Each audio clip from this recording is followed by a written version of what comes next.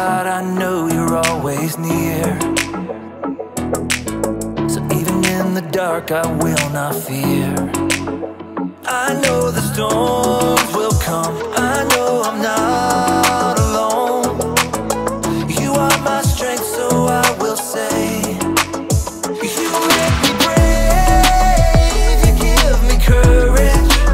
I won't be afraid, I won't even worry, 'cause you've got the whole world in your hands. You fight for me, you help me stand. You make me brave, you give me courage.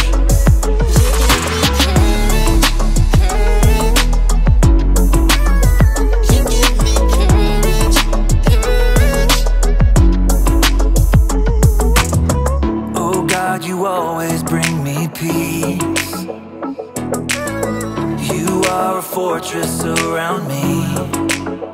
Even when my heart breaks, even when there is pain, you will be my strength, so I will say, you make me brave, you give me courage.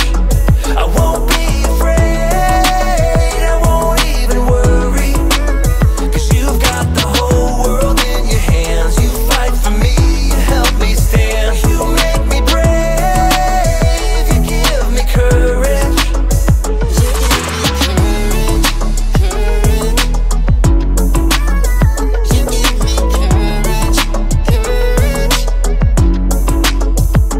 I can do all things through Jesus, my Savior, who gives me strength every day, strength and courage.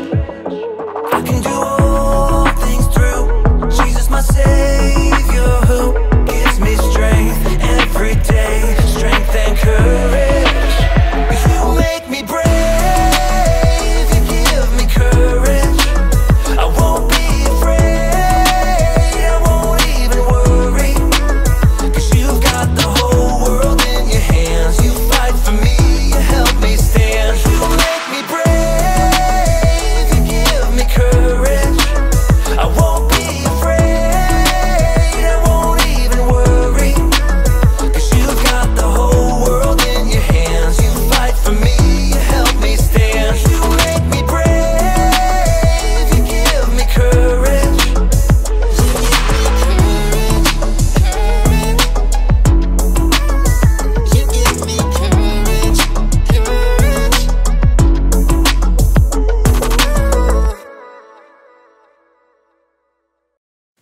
Welcome to Story Lab. This week, we're talking about courage, while we take a look at the story of a kid who landed a giant job. Oh, and we're also going to be doing this.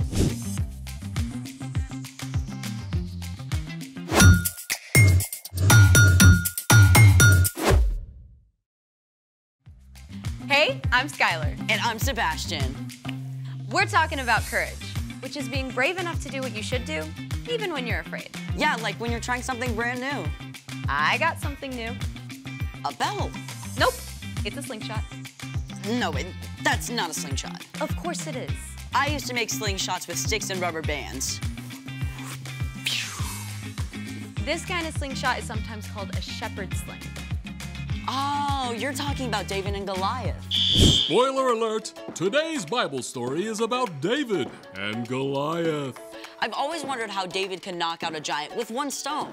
Well, check this out. Some ancient armies had slingers who could shoot stones over 60 miles an hour up to 400 meters.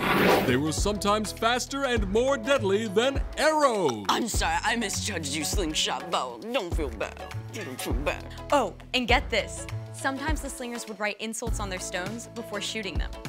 Archaeologists have dug up stones that read, "Take this, victory, catch," oh, and wait for it, ouch. Oh, for reals?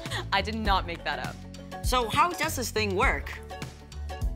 This is the cradle, and these are the retention cords. The sling acts as an extension of your arm. And when you place a stone in and spin it, the sling multiplies the force of your throw. We gotta try this out. Let's do it! Okay, you see that target? Yeah. Can you see through the guard? I can see. Okay, one of us is gonna hit that target. None of us are leaving here until one of us hits that target. We're gonna be here for a while. I'm gonna hit it. She's not gonna hit it. Okay, don't try this at home. We're in a professional story lab. True. Okay, first, you're gonna take your index finger and you're gonna put it through the loop. Okay, I got it. Got it? Okay. Then you're gonna grab onto this retention cord. Okay. Make sure you hold on tight. Then you're gonna place your stone in, and then you're gonna swing with a bunch of momentum from an underhand arc. All right. Once enough momentum is built, you're gonna release the retention cord. All right. Okay, ready? Hey, that was pretty close. Hey, let me go. You go first. Okay.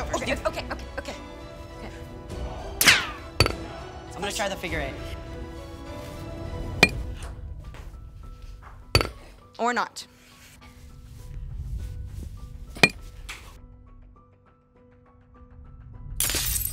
Way harder than it looks. I mean, David had all day, every day to practice in the fields. Which reminds me, it's time for...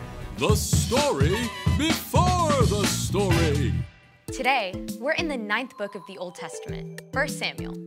God promised to bless the whole world through Abraham's family, the Israelites. God delivered them from slavery and led them through the desert to freedom in the land of Canaan. But the Israelites were like a yo-yo. They'd run to God and turn away from God. Run to God, turn away from God. Instead of trusting God to lead them, they begged for a king like the nations around them. And God gave them a king, Saul. But Saul turned his back on what God wanted too. Which is where our story starts. Take it away. Hey, Erica. Hey, everyone! At this time, one of the ways God spoke to the people was through a priest. The high priest Samuel had loved and listened to God since he was a young boy, and he was deeply saddened when he saw that King Saul was ignoring God. But God spoke to Samuel. I am sending you to Jesse in Bethlehem. I have chosen one of his sons to be king. So Samuel was in a tricky position. Saul could have Samuel killed for anointing a new king, but Samuel chose to be brave and do exactly as God had told him. Samuel traveled to Bethlehem, where Jesse lived with his sons. The first son, Eliab, was tall and handsome and definitely looked like king material. And Samuel thought to himself, "Oh, this has to be the one the Lord wants me to anoint for him." but God had something super important to say to Samuel. Do not consider how handsome or tall he is. I have not chosen him. People look at the outside of a person, but the Lord looks at what's in his heart. Jesse had 6 other sons stand right in front of Samuel, but even though they looked pretty kingly, God made it clear to Samuel. Well, God hasn't chosen them either. Are these the only sons you have? Well, my youngest son is taking care of the sheep. Well, okay, I'll send for him. So of course, Jesse sent for his youngest son, David. And when David showed up, well, he looked and smelled like he'd been hanging out with, well, a bunch of sheep. But God was looking at David's heart instead of his haircut. He told Samuel, Get up and anoint him. This is the one. So Samuel poured oil on David's head, a special sign that God had chosen him to be the next king of Israel. Okay, now, just to be clear, David was not king yet. In fact, Saul didn't even know there was a new king waiting in the wings. He was busy leading the nation, and later trying to fight off a Philistine invasion. And the Philistines had a secret weapon, a warrior more than 9 feet tall, named Goliath. Choose one of your men. Have him come face me to decide this war. I dare you. Obviously, the Israelites were terrified. For 40 days in a row, they cowered behind the battle line as Goliath repeated his dare. Now, David's brothers were part of Saul's army. And after all this time, their dad wanted to make sure they were okay. So Jesse told David to leave the sheep behind and take some food to his brothers. David arrived just in time to hear Goliath's challenge. Come and fight me. I dare you. Right away, David turned to the men around him. He's bringing shame on Israel and trash-talking God. Someone has to fight him. Word got back to King Saul that this kid was asking about Goliath. So Saul sent for David. Don't let anyone lose hope because of this Philistine. I'll go out and fight him. You're too young. When I'm taking care of my father's sheep, sometimes a wild animal attacks. I go after it to save the sheep. I've killed a lion and a bear. God saved me from them, and he'll save me from this Philistine. Go. May the Lord be with you. At first, Saul wanted David to wear his own armor. But it was super heavy, and David wasn't used to it. So David shrugged it off and went and found 5 smooth stones from the stream instead. Come and fight me! This time, when Goliath made his challenge, David stepped forward. The warrior mocked him. Come over here. I'll feed you to the wild animals.